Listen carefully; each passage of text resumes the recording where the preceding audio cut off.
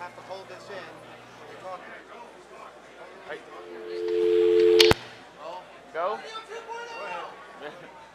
You happy, Frank? Oh, yes. All right, all right. What? What? There's too many of you. I'm trying to start this. I'm sorry. Do it yourself. Thank you. That's very nice of you.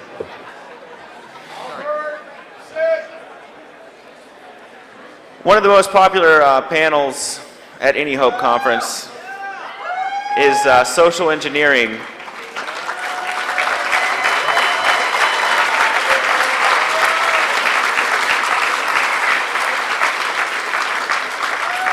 Some of the funniest phone calls I've ever heard in my life were done in this room on this panel. Social engineering isn't just phone calls. There's all sorts of exploits you can do. You'd be amazed how many concerts you could get into just by holding a clipboard, having a walkie-talkie, and looking really annoyed at anybody that talks to you. Why are you giving away my secrets? How many times? I even got into a Korn concert that way, and I don't even like Korn. But we know that things are a little behind tonight. The 10 p.m. Ingressia talk, XSS, MITM attacks, will start after Kevin Mitnick's discussion. So without further ado, this is social engineering.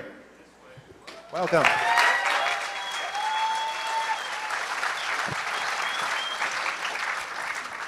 Are we all having fun? Good.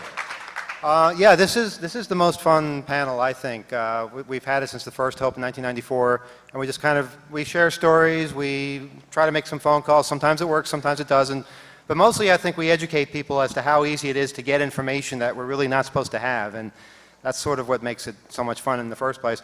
I'd like to introduce people. Maybe the person responsible for that photograph can talk first. Oh, hi, I'm Bernie S.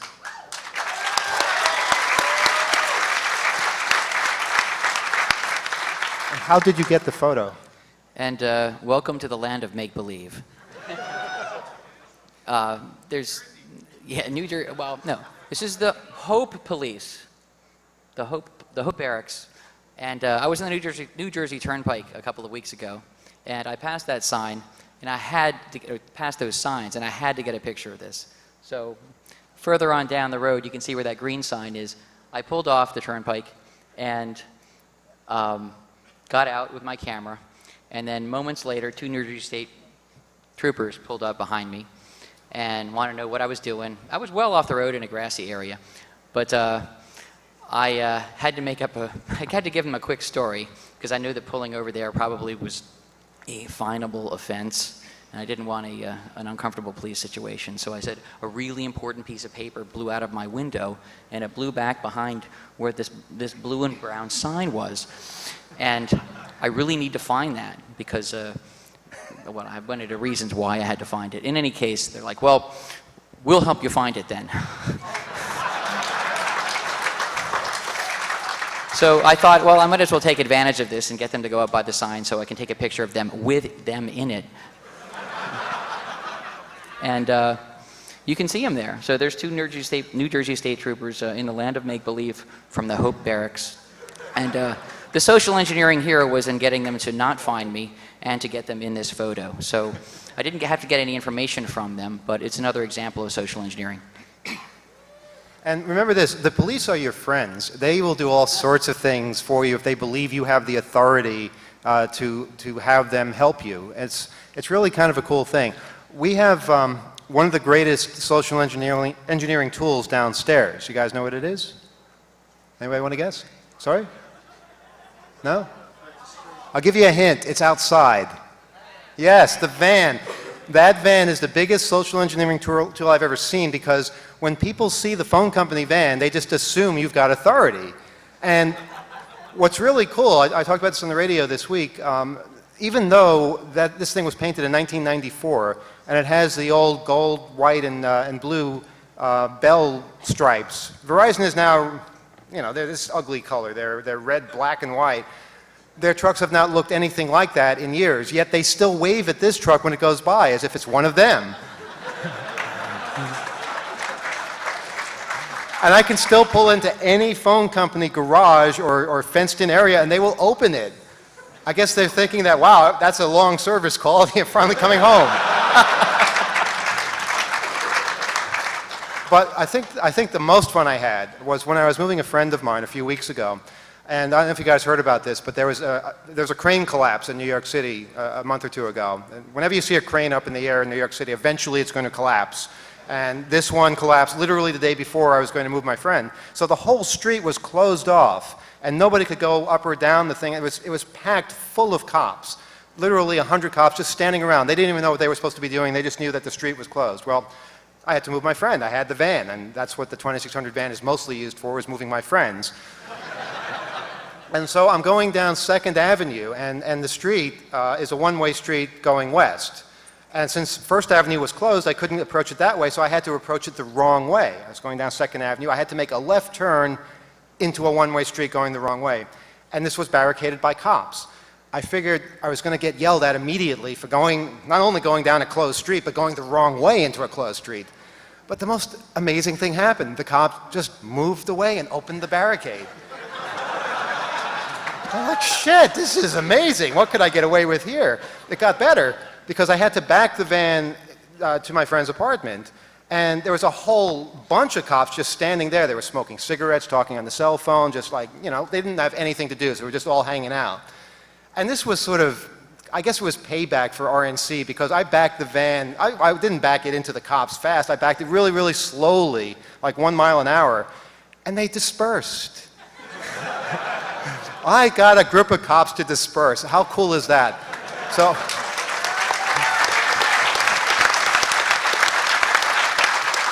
the 2600 van can be used for incredible acts of social engineering, and getting people to move who would never move for you normally is, I think, one way of doing that. And apparently none of those police officers could read because it clearly says the Hacker Quarterly on it.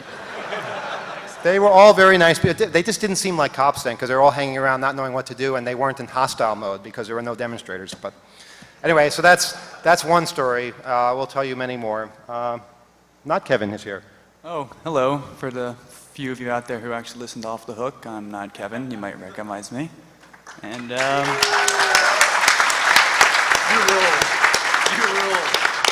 you also might remember me from last conference social engineering panel where I told the wonderful story about the Michigan elevator.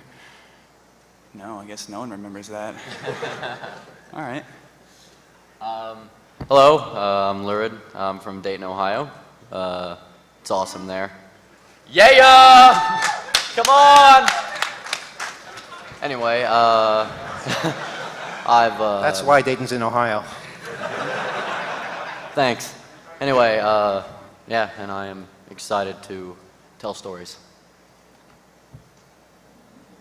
Hi, I'm the Rat Man. This is Sid Vicious, the world's only hacker dog. He's really the social engineer.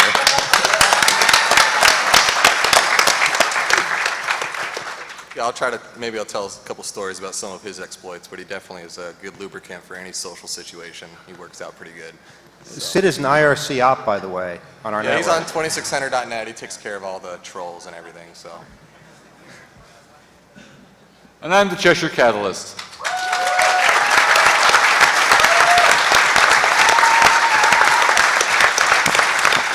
Thank you. For those of you who don't know why they're applauding, I'm the guy with my own area code.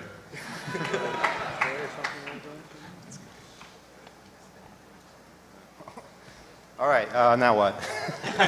We're all looking to you. Oh, great. Fearless leader. It's always very stressful because we never know what to do, and it's always a good chance it's not going to work. It really shouldn't work, the things we get away with. Well, maybe we could preface, has anyone done anything social engineering-wise on the telephone recently? Gotten information they weren't supposed to get? Gotten people to help them out? I mean, if you win somebody's sympathy over, they'll tell you all kinds of bits of information. I was listening to something we did at Beyond Hope, where we called a Blockbuster video, and we were just talking to a representative there, and I played the part of an angry husband who had gotten really upset at the fact that he had just come home from a holiday, and there was this late fee waiting for him, and I didn't know who was using the card. I need to know all the people who are using my card. Well, except the thing is, I don't really know what last name was being used. So I wanted to try this one. All right, it's not that, you know, and we basically just went through all these names. And the poor receptionist, or person at the front desk, was just giving me everybody's information, addresses, names, videos that they were renting, all because I was exasperated, trying to help me out so that I could fix the situation, because I was trying to help them out. I was trying to pay this late fee, which really didn't exist. But it was an indication of how easy it is to get somebody to tell you something they really shouldn't tell you. Another time we called a Starbucks, and we asked them if they were having trouble with their cash register, which of course they were. And we got them to sort of read off the last few transactions because we were afraid it wouldn't go through. And they started reading out credit card numbers. We're pretty, we're responsible people here, so we lowered the volume. That didn't get out. We interrupted her. But yeah, people can give out all sorts of information. And you know what? I bet a lot of you give out information you're not supposed to give out. Your social security number. You probably have given that to the phone company when you don't have to, or anyone else who asks for it. We were thinking of asking for it ourselves and see how many of you fell for that, but we didn't. It's amazing. Social networking. People just give out all this information about themselves. And that's a boon to anybody who wants to find out information they're not supposed to have access to. People put their class schedules online. They have all their favorite likes and dislikes and secret desires and things like that. They post them because they want to share it with other people who might feel the same way. But it's really getting all kinds of information out there that added together, it's your life. It's like having a diary always readable by anybody. How many of you have Facebook accounts on this panel? I do. All about me. All right, so we're still all looking to me. Nobody has any other stories? Well, I have a story that's Go ahead, actually tell the inspired story. by, I'll make a call, I will. But by your Starbucks story. Go ahead. Another large corporation, I decided to test their security, and I called up one of their stores as a very thankful customer and asked for the manager. And fortunately, he was out, so the employee was more than grateful to give me their home address so I can send them a bouquet of flowers to show how grateful I am for their service. So I immediately called up another store in a different town and said, hey, I'm the manager from store A. We're having a lot of problems with our credit card machines. We got a customer here who said he was there yesterday. Can you read off his credit card number? Guess what they did? Read it off in full. Of course, I was nice, and I explained to him exactly what I did and how to stop against it. And they threatened to sue me. So. All right, well, no, I mean, I've got an example that, everybody from Hope, that's ever been here can appreciate. Back H2K2, when we had the, credit card size badges with the little SIM cards on them, I was walking around New York. It's my first Hope conference, first time I'd ever been in New York. Aimlessly walking around, I saw a roped off area, so I started walking up, and there's a security guard kind of sleeping, and he noticed me walk up. He jumped up real quick, like, and he said, oh, okay, you're cool. And he like grabbed his badge, and I didn't realize what he was doing, but he was signaling to me that because I had a badge, I could get on the set of Good Morning America to watch the Counting Crows. So that was pretty cool, and that was really, everybody can appreciate the Counting Crows aren't that great, but whatever, free concert, New York City. Yeah. So.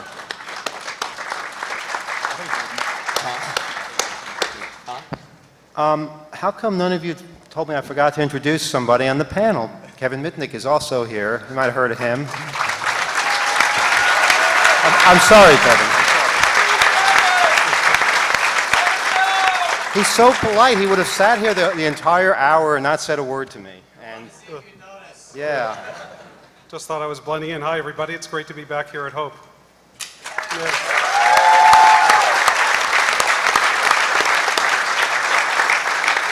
And Kevin will be giving a talk immediately after this social engineering thing happens. But you've had some social engineering experience, I believe, in the past? Just a little bit. I have one with the central office. It was in Hollywood. This was, I don't know, about 15 years ago.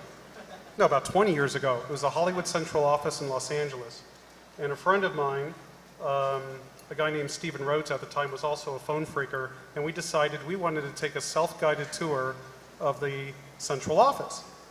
So it was around 2:30 in the morning on a Saturday, and we had the door codes to all the different offices in Los Angeles, and we just let ourselves in, and we're roaming around the Hollywood CO, and we're about on the 3rd floor, and then all of a sudden, this big guy, security guard, approaches us and goes, "Excuse me." "Yeah? Do you have any ID?" And I go, "Sure, one moment." And I go into my pocket and I said, "Oh, I must have left my ID in the car. I'll go get it. I'll be right back." He goes, "No." He goes, "Who's this guy?" And I go, "Oh, he's just a friend of mine, and I want to take him on a tour. He's never seen the central office." He goes, "At 2:30 in the morning?"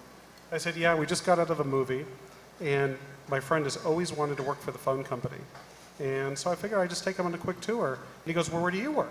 I said, "Well, I work in the Cosmos Center in San Diego." He goes, "Who's your supervisor?" And I told him the name of the supervisor. Incidentally, was the correct name of the person in the San Diego Cosmos Center. And he goes, "No, you guys have to come with us." So he escorts us to the elevator, and I know on the 9th floor is the switching control center, and that's where there's people up there because that office is manned. So you end up getting escorted up to the 9th floor, and there's about 5 or 6 people around, and the security guard's telling them the story. "I found these 2 guys roaming around our building. This guy doesn't have ID. Let's find out what's going on." So one of the other supervisors, not a security guard, he goes, "What's your supervisor's name?" And I gave it to him. I said, "Well, listen, you can't wake her up. Because look, it's 2:30 in the morning. If you want, I'll go to my car, we'll go get my ID, and I'll be right back." Of course, I had no plans of coming back. So he says, "No, we're calling your supervisor." So he picks up a book, some sort of intercompany directory, and I'm thinking, well, they don't list home telephone numbers in there. But apparently he had found some sort of notes or whatever listing the supervisor's home phone number. So he calls the supervisor, 2:30 in the morning, Saturday. He goes, "Listen, I found one of your employees, Steve, roaming around one of our offices, and he says he works for you." "Uh-huh. Oh, you want to talk to him?" "Sure." So he hands me the phone, and I go, "Hey, Sally, how are you? I'm really sorry that you were woken up, and I normally would never take a friend on a tour of a central office." And as I'm speaking, she's saying, "Who are you? Who are you?" And I'm going, "Yeah, and by the way, Tuesday, we still have that meeting for that report, correct?" And she goes, "Who are you? Who are you?" But I'm pressing the phone to my ear, so the other people in the room can't hear what she's saying. He's only listening to my side of the conversation. And I'm like having a calm conversation with her, and I said, "Listen, okay, I'm just going to take my friend around for about 15 more minutes, and we'll leave, and I'll see you on Tuesday." And I went over, and I walked about 2 steps, and I hung up the phone. And I go, "Are you satisfied?"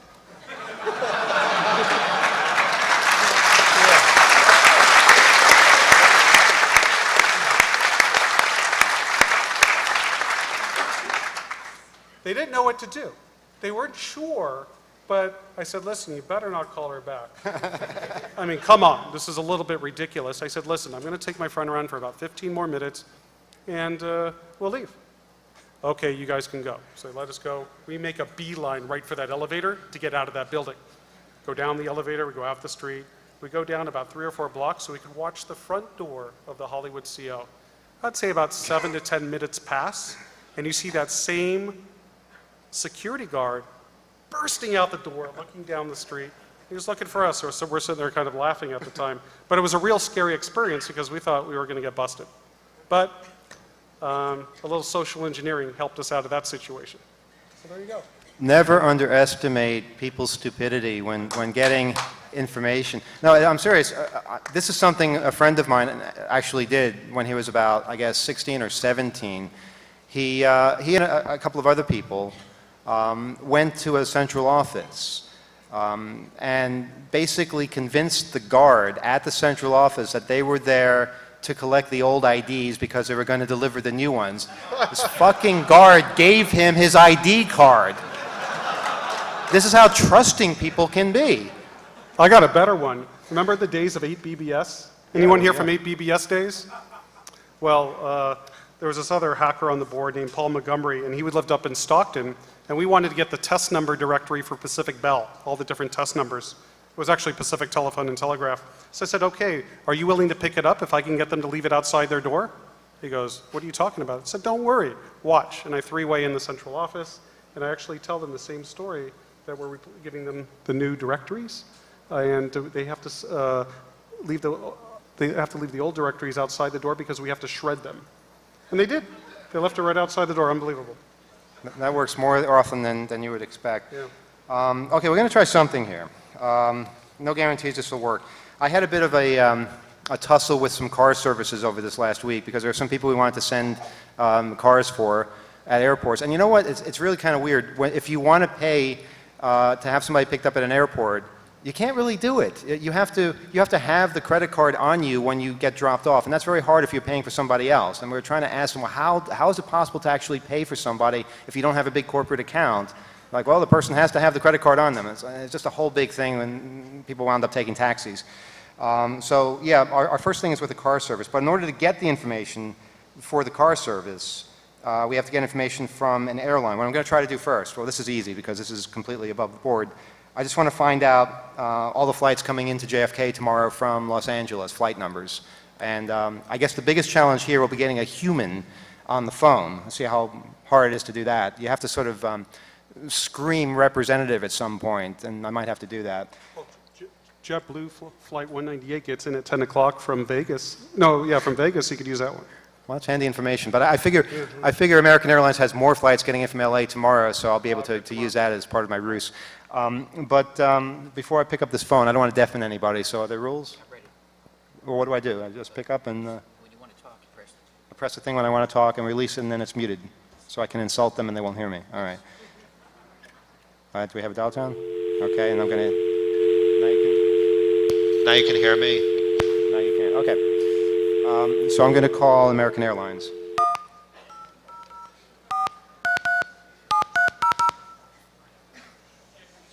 Welcome to American Airlines.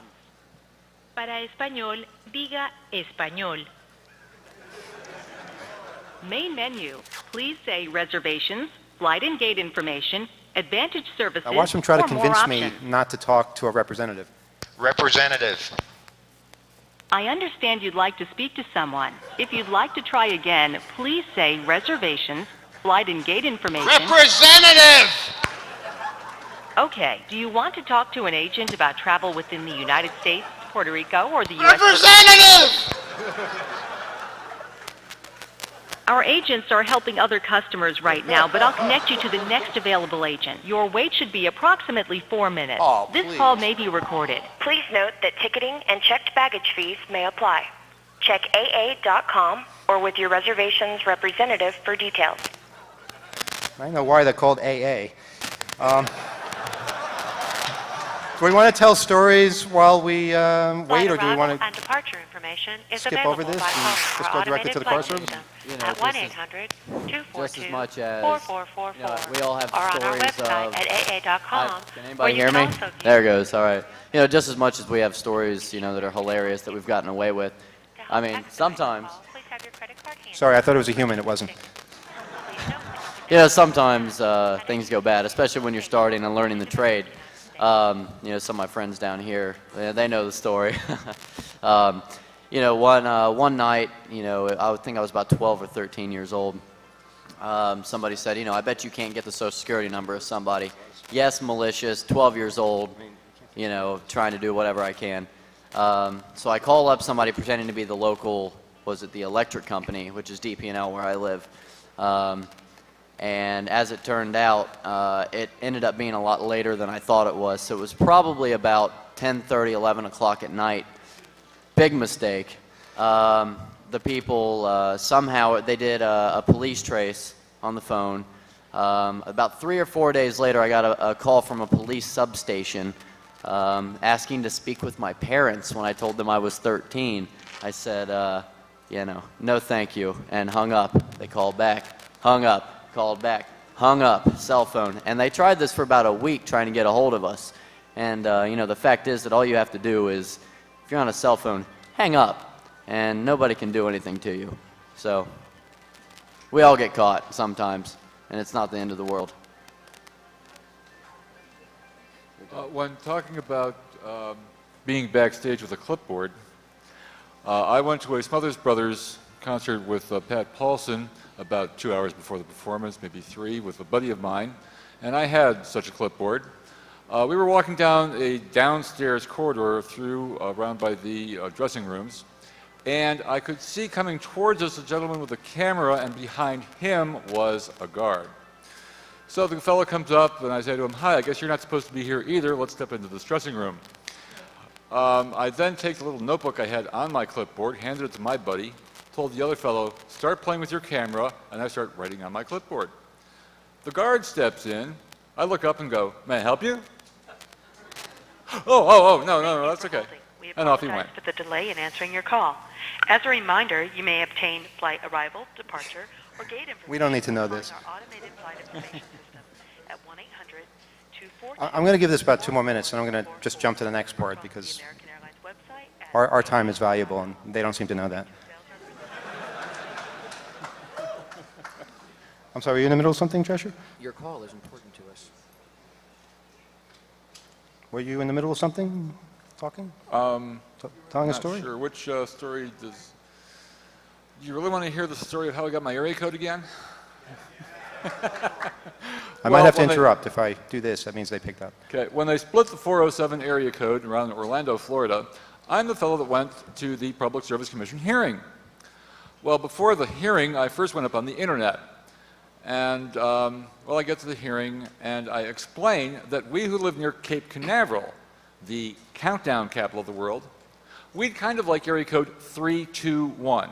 Oh, and by the way, here's some printout from the North American Numbering Plan Administration showing it's available. Well, the way I look at it, of course, is that I asked for it, they approved it, so it must be my area code, but I share. However, I did save the best number for myself. I will admit it here to you all now. My phone number is 321 liftoff.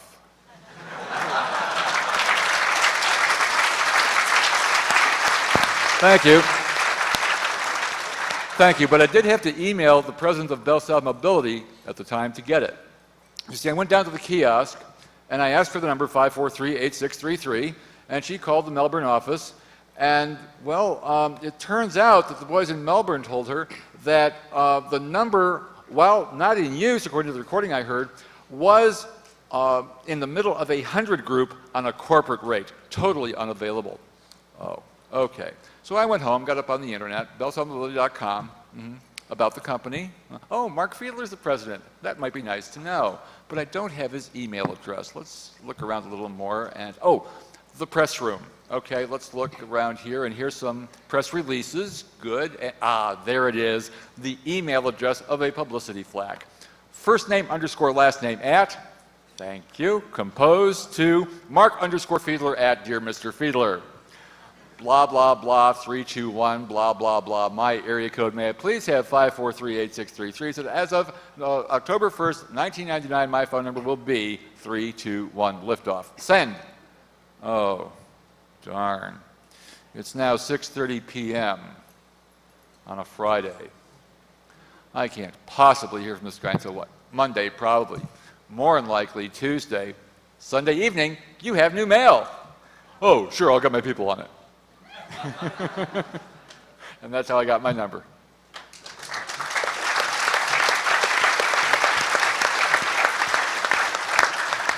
All right, I'm going to give up on these people. Yes, hello? Yeah. Hi, I've got a bit of a problem. My wife booked me on a ticket from Los Angeles to JFK tomorrow, and she neglected to tell me the time. I was wondering if maybe you might be able to tell me the arrival times, because I have to talk to the limo company. This is a whole big thing.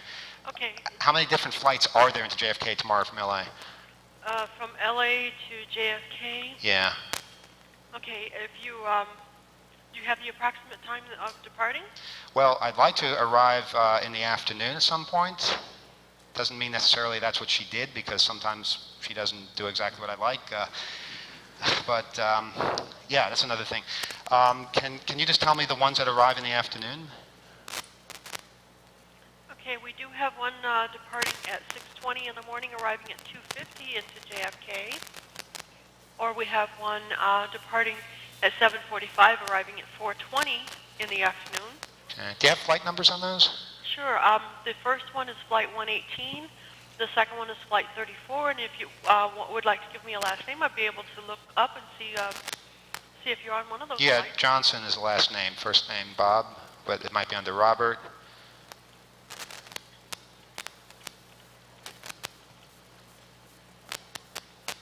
Her name is Hope, so I mean she might have booked it under that name. Okay, she would have had to book it under your name. Oh, yeah, well, I mean, sometimes what she does is she uses the credit card, which is under, I guess it doesn't matter because we use the same credit card number. First name is what? It should be Bob, Robert.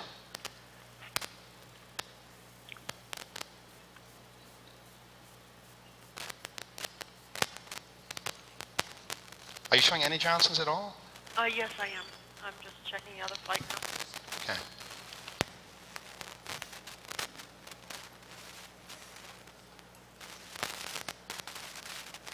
So if Johnson wasn't such a common name, if say it was, oh I don't know, Clinton or something, we'd know that they were on that flight because it's an uncommon name, and she just confirmed that there is a Johnson. Flight. I'm sorry, say that again? I don't see you on either one of the first two flights. Hey. Check this one. Okay.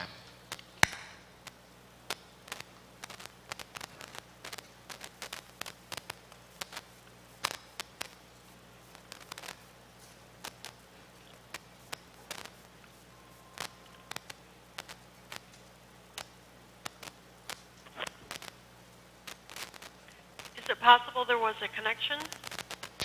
You know, I'm not even sure what time I'm arriving. It's possible that she booked this in a completely weird way. I just wish she had told me the name of the flight or the arrival time or something like that. I'm sorry to have to put you through all this because this is a communication problem in my own house. The flight that has the Johnson on it, are you able to tell me the time of that one? Well, there are quite a few flights with Johnsons on them. It's just not anything with Bob or Robert on them. Really? Well, that one doesn't work.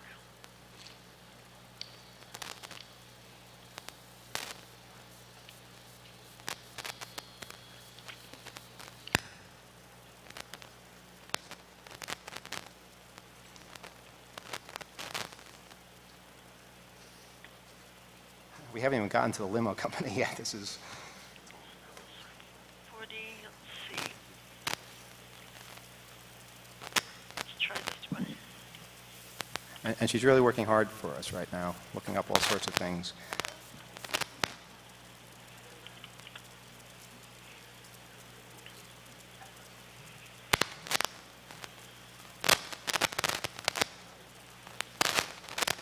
I think I have a bad cable. I don't think it's that cable. I think it's another one. It could be the long-distance connection.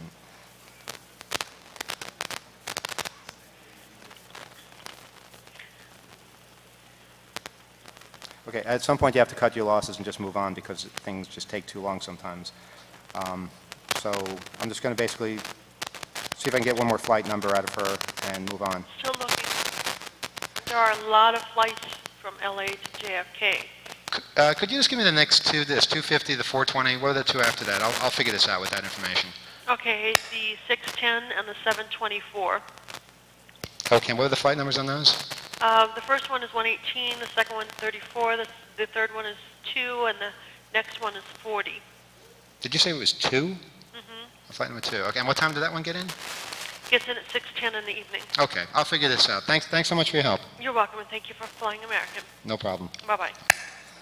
All right. We didn't, I mean, this is all public information, but we did get her to confirm that people with this name are on certain flights. If I had pushed a little deeper or gotten a more uncommon name, like I said, that we'd been able to verify that somebody was on a particular flight. If you knew that somebody was traveling from Los Angeles to New York on a particular day using a particular airline, you could narrow it down that way. Not the most amazing information in the world, but with somebody who's a little more trusting, if you gain their trust, then they'll keep giving you information. They'll give you all sorts of frequent flyer numbers. They'll give you an address perhaps, an email address, a phone number. It's all possible. Okay, so now we have some flight arrival times. I'm going to call the limo company now. Now these people, they may not tolerate any of this because they're always in a hurry and they're always kind of short on the phone. So it's going to be tricky to get anything out of them. But let's give it a shot. You know, one thing with social engineering, you can't be afraid to take a chance and always have a way to back out if you have to. Okay, let's go.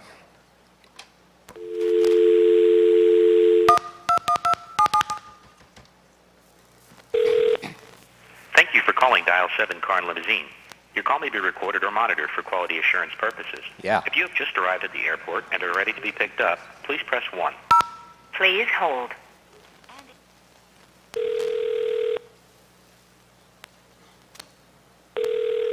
Thank you for calling Dial 7. This is Priscilla speaking. How can I help you? Yeah, hi. I got a real problem here. My wife booked me to get picked up tomorrow, and she neglected to tell me what time I'm supposed to be picked up.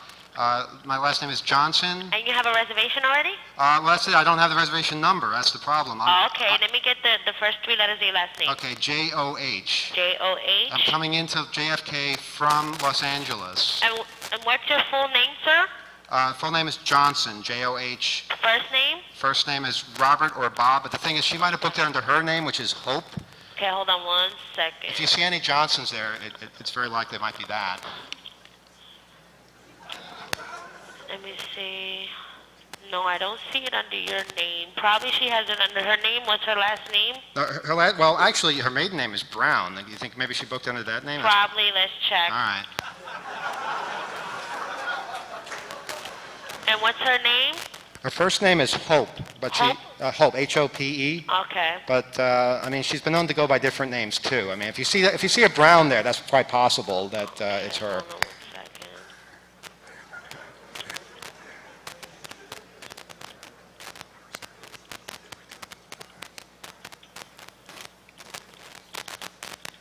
No, I do not see a Hope Brown. I see a lot of Browns, but it's not Hope. Do you see any Browns with female names? Let me see. Cara Brown, I got Sarah Brown. Wait, I'm sorry, did you say Sarah? Yeah, Yeah, Sarah. well, no, Sarah's her middle name. She uses that, she was an actress at one point. She did use that occasionally for stage. So I don't know why she would And book what under that airport you name. was coming in? Into JFK. JFK? Yeah. Because I see a pickup at in Manhattan going to JFK. I don't think that one's it. Well, if you knew Hope, that's entirely possible. She got it wrong. She got it backwards. And what's her cell phone number? The 917 number? No, it's not. I don't see a 917. I see a different number. Hold on, let me try another way. Okay, yeah. Do you know any other name? Like, Well, maybe it's a different Sarah Brown, I guess. It's yeah, possible. it's a different Sarah Brown. Let me okay. just try to see. That's an odd coincidence. Hold on 1 second.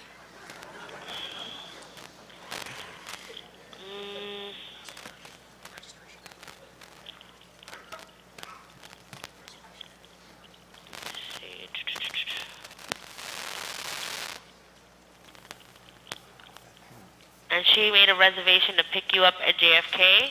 Yeah, that's what she told me. She said that. Okay, let me Yeah, see. I'm on the. Well, I was either going to be on the 420 or the 610, which is flight 34 or flight 2 on American Airlines. It's Does that not help? coming. It's not coming out on that name. Maybe. Wow. Well, how many people are you picking up on the 420? Maybe that'll help. The 420. Yeah. I don't really. Hold on 1 second. Let me see something. Because the only thing I can tell you is I can either have the confirmation number, the pickup date, or the pickup time. Let me see the passenger's name, the car, and the dispatch zone. That's all I can really get information out of. I can't really put in a number or anything. I see. Okay, so so basically you're telling me that there are a number. Did you say there were Johnsons on the 420? Johnson's. Let me find out Thank again. you. Hold on. She basically told me she couldn't do it, and now I told her she could, and she's kind of going back and doing it anyway. Yeah, I got a lot of Johnsons, but I don't see no pickup in JFK. Oh, for the 610 either? Nope, I don't see. Okay. Oh, you know what? She's pulling up now in the. Okay, you know, I'm going to settle this. Okay, anyhow. no problem. Thanks so much for all your help. Don't worry about it. You'll be fine. Thank you. Thank you. Bye-bye. Bye-bye. All right.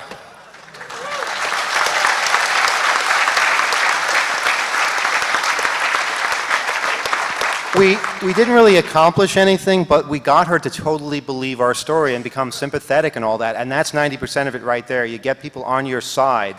You tell a ridiculous story about how your wife messed something up, and you know they'll be on your side giving advice even and sympathy and all that, and you'll just have a good feeling that, wow, they really care, even though you don't really exist in that form. Again, All right, I have more, but let me rest. Tell a story or something. You wanted me to look up something else. Another method is, well, not a method, but you ask for innocuous information from that lady, like stuff that she would normally, like a reservation number, and you ask several questions of innocuous information. Then when you go to the sensitive information, usually they'll give that up too because they're already in that pattern of giving out information. So you go a little more, a little more, a little more, a little more. Usually works. Yes, it does. Does anybody else want to try something? I don't want to hog the phone. Maybe I can tell a story about Sid. Tell a story about Sid. Yes, go ahead. Well, he's worked his way into quite a few different situations, but some of the simple ones, like, for instance, getting him into DEF CON many years ago, that was kind of hard at first, but that was the first year he met Kevin Mitnick, and then the second year he saw Kevin Mitnick. He remembered my dog, but he didn't remember me. And the first year you met him, you pat him a while and you talked with him, and the second year, my dog, Sid. Sid. Oh, no, I don't. You don't remember him? No. No, man. Now the second year you saw him, you asked me if I brought him the first year, and so. Are you sure it was me? Yeah, of course it was you. Okay. My brain cells must be dying. Well, it was a big deal a long time ago when DEF CON was at Alexis Park. I mean, we had to get the hotel manager involved and the DEF CON security staff involved, and eventually he was allowed, and then years after that he was allowed. It was easy to get him in after that. But he's helped me get out of speeding tickets. He's been in central offices. I take pictures of him wherever I can get him in. And he's a good lubricant for any social situation, pretty much put anyone in a good mood. So if you're having trouble talking to him or getting past anything, he kind of helps out a little bit. So. All right, I guess I got to try something else. Okay, well, down in the lobby, T-Profit gave me this idea. I don't know. Seems a little bit risky to me, but basically what we're going to do is try and call one of the ritzier hotels in town and see if maybe we can get them to admit they have bed bugs.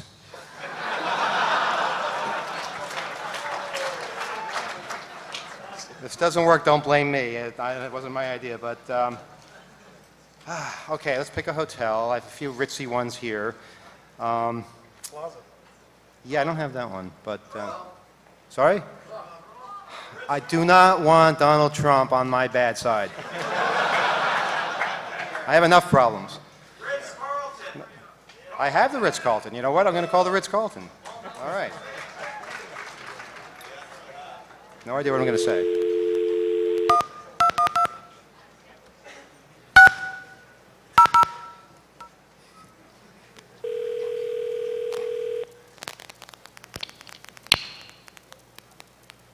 Good evening, and thank you for calling Ritz-Carlton, New York Central. Yeah, I'm calling from the Last Hope Exterminators. I was given the number to make the delivery tomorrow, and we need the contact. I'd like to connect your call, sir, to our security entrance, please. I'm sorry? I'd like to connect your call, sir, to our security entrance for the delivery. Okay, well, we need to do the extermination tomorrow. This is for the bed bugs? For the bed bug Yes.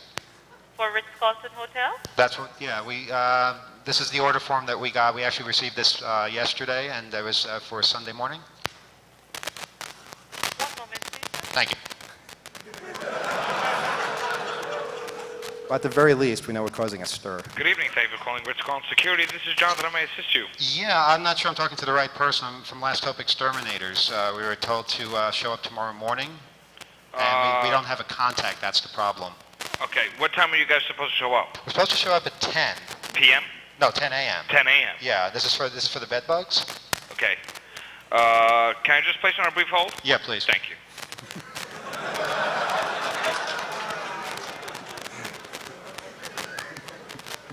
I was hoping he'd say that.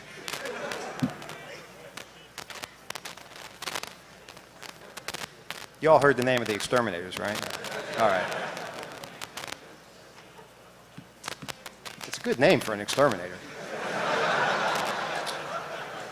It's a great name.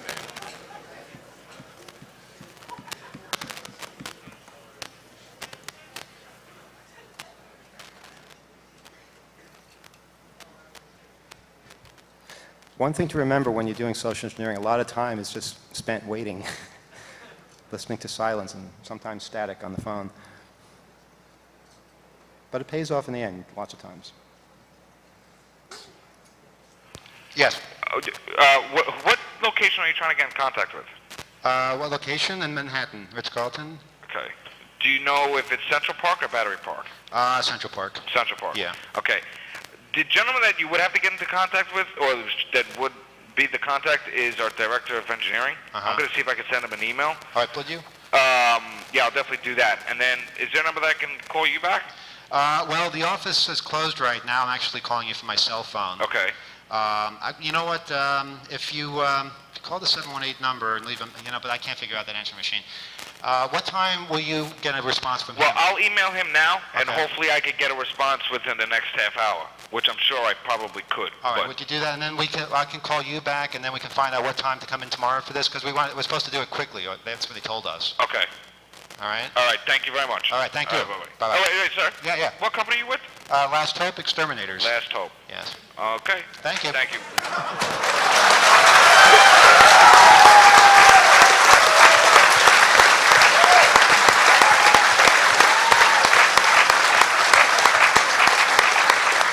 Well, I think we can safely say if there's another Hope, it's not going to be at the Ritz-Carlton. We will not be welcome there. And thanks T-Profit for that. That was good. That was good. It worked out.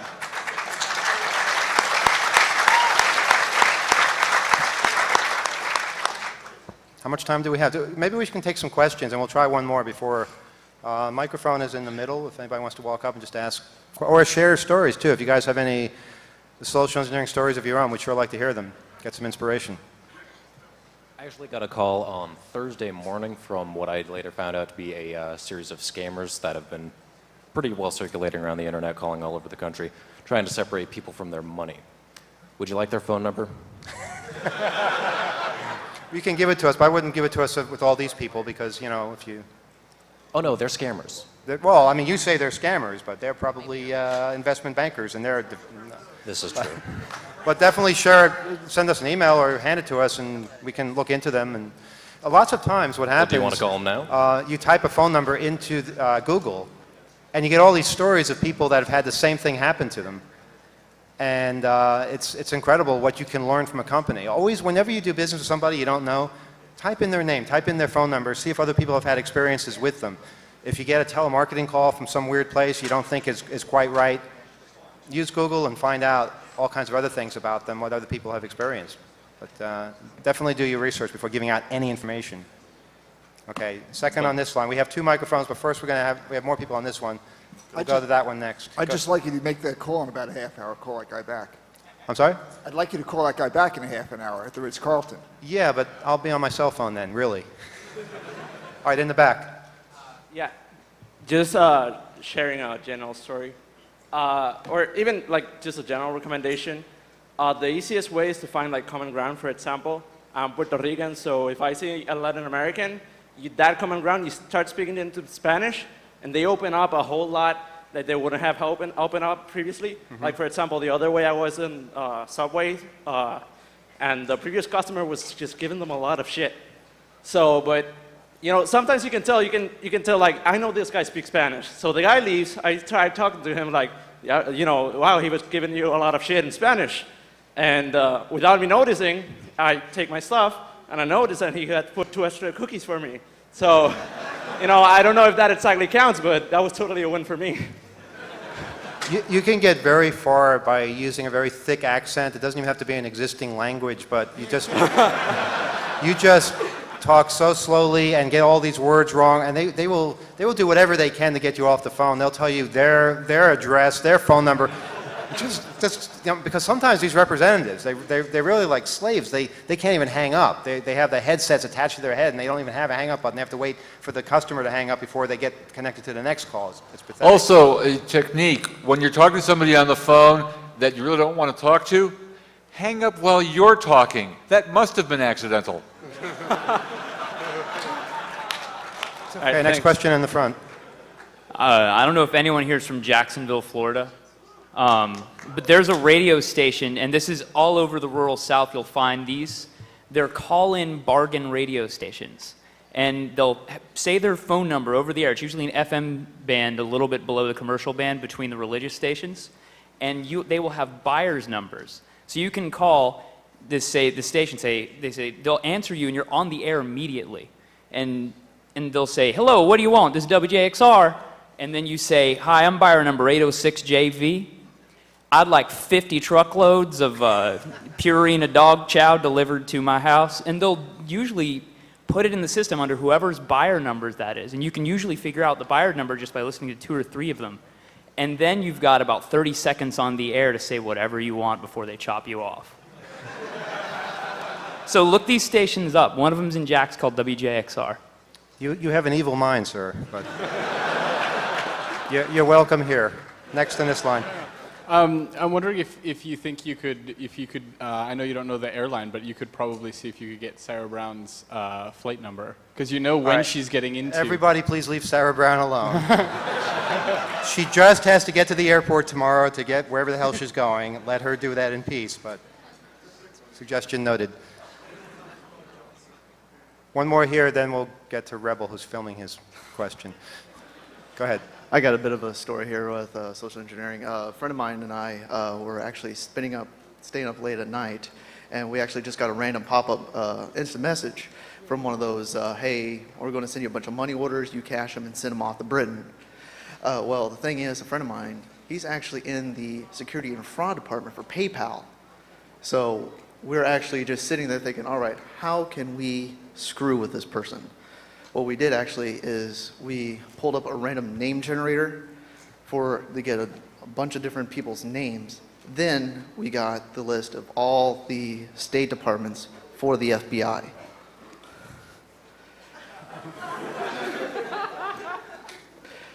We then proceeded to say, okay. Go on, dig yourself in deeper. We proceeded to say that, yes, we're John Smith at State Office of FBI in Nevada. They said, oh, okay, yeah, so we can go, yeah, we'll be right here. We'll go ahead and cash those money orders for you, ship them off to Britain for you, no problem. Oh, by the way, we have about 8 or 9 other friends that we want to go ahead and just send you information because they want to go ahead and do that too. Sorry. And it got to the point where we were actually just in mid-conversation getting to start to like where she was actually getting friendly with us and all this type of thing. And she was like, well, I got to go now because I'm going to go ahead and just take a shower and we'll talk to you later. And we're like, right, whatever. We'll see if we can hear you in the news about this later. Rebel in the back, go ahead, make it quick. Yes, I'd like to mention social engineering. Everybody knows about telemarketing. It's annoying when they call you, and then they call you with numbers that they spoof the caller ID. And when they spoof the caller ID, when you try and call it back, it's a disconnected number or a number that you can't call. What I do is I had to change my number. That wasn't the reason I changed my number, but I changed my number. They had the nerve, because my phone number isn't listed in the phone book, they have the nerve to look up my phone number, look up my name, and call the new number. Now guess what I have to do? Thanks to you, Emmanuel, I learned this from you. Change my last name in the directory, and you could do this without a charge. You don't have to pay that unlisted, because you got to pay usually to get your name unlisted. First name remains the same, the last name you change. So in other words, now when they try and look up your name, well, it's not listed.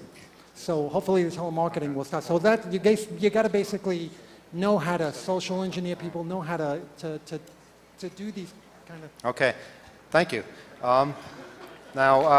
Technically our time is up. Kevin is up next. Sure. We're going to sort of seg into him, so we'll take 1 or 2 more. We really can't take more than that. So if you're not right in front of a microphone right now, we're not going to have time. Sorry, but Kevin is up next. Let's take this question here. All right. I just had a short story that kind of has some useful advice. I'm Deviant. You may have seen me with Tool doing the lockpick stuff. One of the things we give out as crazy prizes for some of our contests in various cons are these, we call them penetration tester kits. They're actually like field technician shirts, like, the polo with the embroidered like Verizon and Comcast logo and Fire Services logo. For a while, I just started trying to email companies and call companies saying, I see you do digitized embroidery. Can you do this? And you'd always get, no, we can't do that for you unless you can send us your letterhead. And you could have, gone that route, obviously. But I said, there's got to be an easier way to make these friggin' shirts. So I just started looking for the smallest home business embroidery. Like, I think I looked on Craigslist. And I found some lady right in the town next door. And I sent this email. Theater, even if you're not with a theater group, pretending you're in theater allows you to do a lot of stuff. Like, oh, these are fake weapons. I can transport them into this part of the city because we're doing a production. I can smoke on this stage because this is a theater show. I said to this lady, I said, I don't know if you can help. It's kind of a rush job, but we'll pay you extra. We're doing a musical review about the problems and plagues of the telecom industry called Can You Hear Me Now?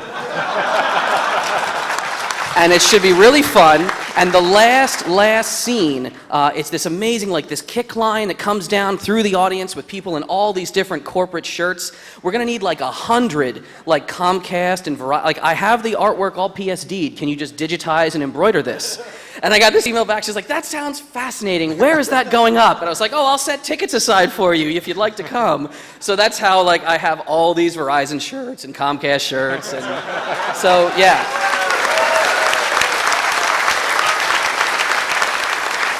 That is brilliant. Thank you. The thing is to get people enthused and on your side, and that's the trick. And also, you mentioned letterheads, and that's something that I've always been amazed by, especially like with clowns like Network Solutions. All you got to do, well, yeah, our site got redirected to gay porn last year, and that was because somebody faked a letterhead. They asked for your letterhead as verification. What, do they have a file of everybody's letterhead in the world? How do they know what your letterhead looks like? You just make something up and that's it. You can do it in 2 minutes. And somehow that's proof of your identity. It's insane. Okay, we're only going to have time for the one question in the back. I'm sorry. Okay, this is a story as well. Sometimes the guy doing the social engineering won't actually be the guy who's benefiting from it.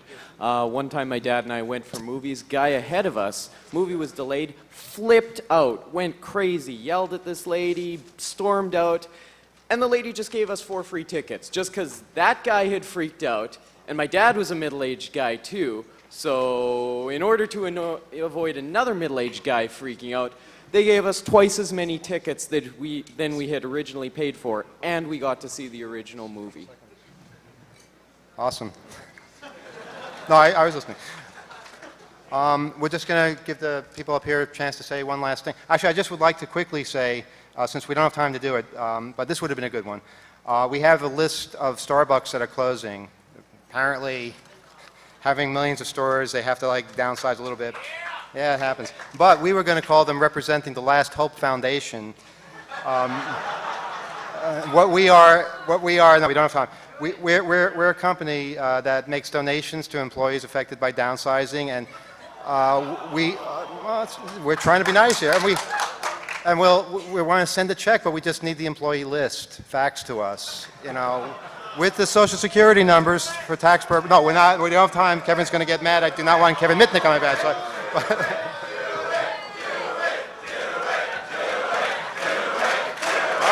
All right. Okay. Will it be Ohio or will it be California? Good Lord. Say it's popular, Ohio I told you. All right. I hope they're open. Phone about to be picked up. All right, you guys got to be quiet. It's very hard to explain 1,000 laughing people to somebody on the phone. The TV can only be so loud in the background. All right, here we go.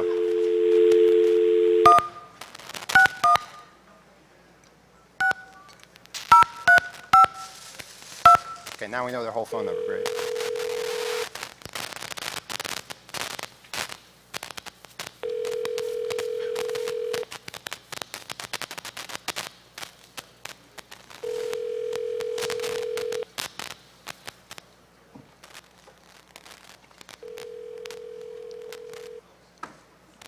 I don't think they're there.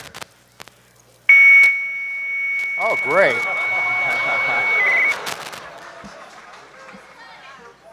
Hello?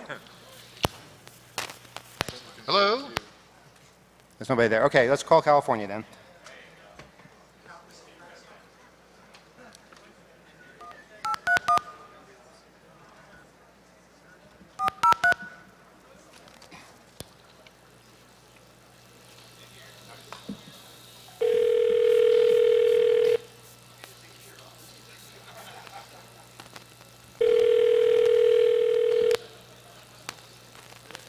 calling Hollister Starbucks. This is Andrea speaking. How may I help you?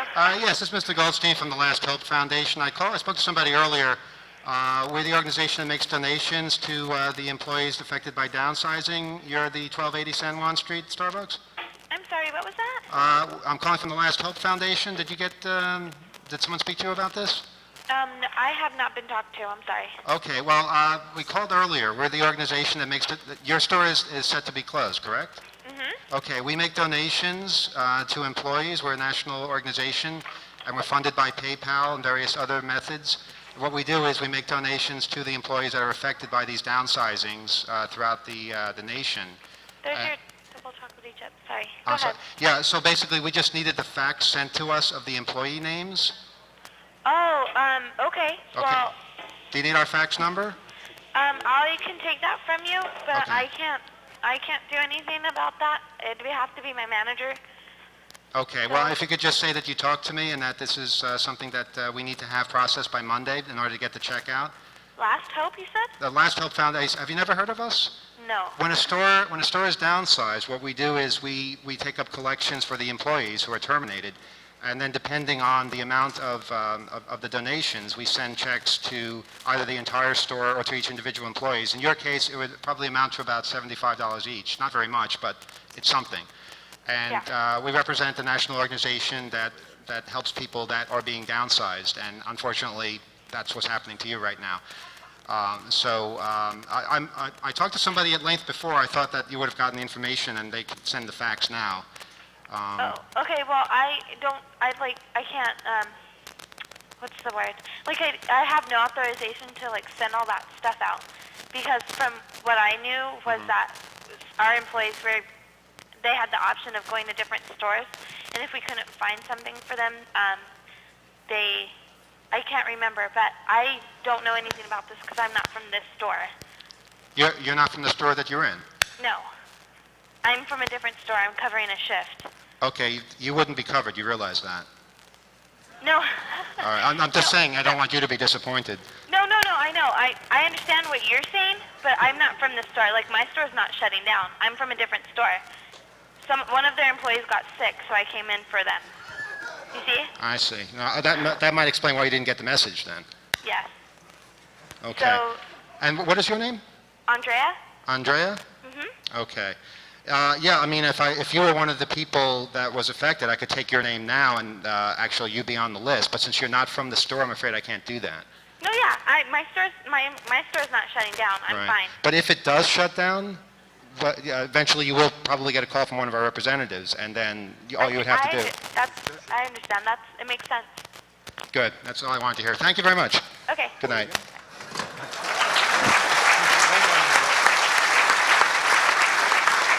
Closing words, it makes sense. Yeah. All right. Good night, everybody. Kevin's up next.